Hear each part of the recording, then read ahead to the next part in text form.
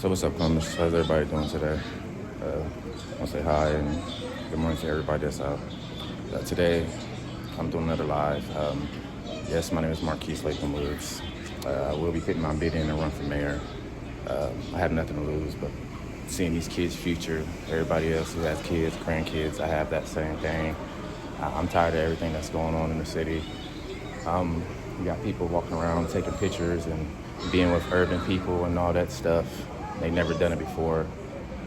If you understand and know what I'm about, I've always been there for people, always helped the people, no matter your race, color.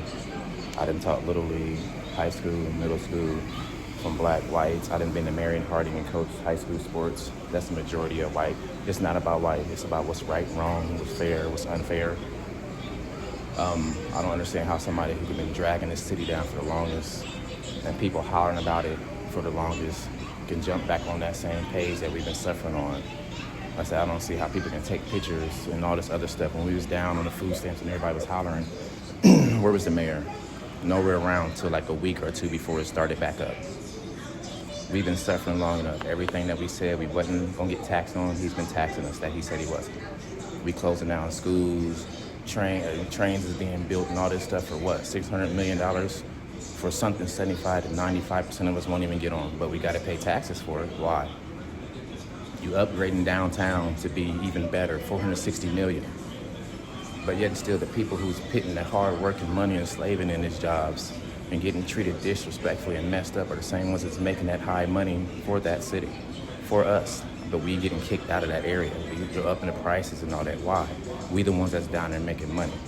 You got slum landlords who's not doing their job, and you know this, that they're not doing their job. The housing system is terrible, but yet and still we're building more apartments for low income and all that because y'all can sanction people in one area and then keep having people beg for the stuff that you guys are voting, that we're voting for to get done.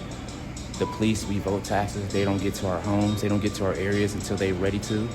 In urban areas and other areas, why? We paying taxes. If we paying taxes not to be on the phone for cops and all that, they shouldn't be driving around on their phone. They shouldn't be going through red lights, turning their stuff on just to get through red lights. That could cause an accident. Fire department, we pay taxes. Back in the day, we used to be able to hear what the fire department to do to keep you safe and all that stuff. Now you can't hear that.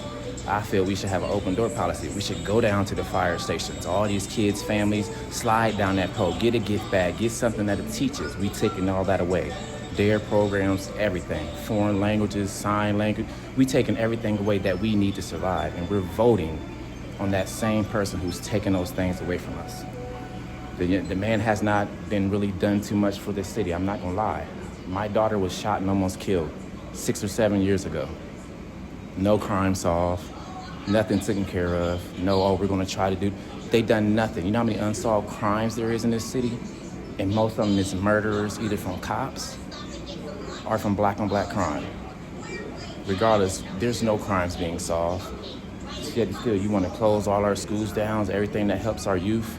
Today, I'm going to Air Force Bolton Base to talk to the aviation school from K through 12. I'm going there today from 10 to 1 to talk to the youth, to get them to understand that we can do better for them. If they're supposed to be our future, we need to start acting like it. The housing, like I said, the situation, transportation, everything is downhill right now with one person leading the bundle. And the point is, I'm trying to say is we need someone that's actually going to lead the people, not bleed the people. We've been getting told enough. And people still keep voting on it, but hollering about what's not right. Stop voting for it. Stop voting for him.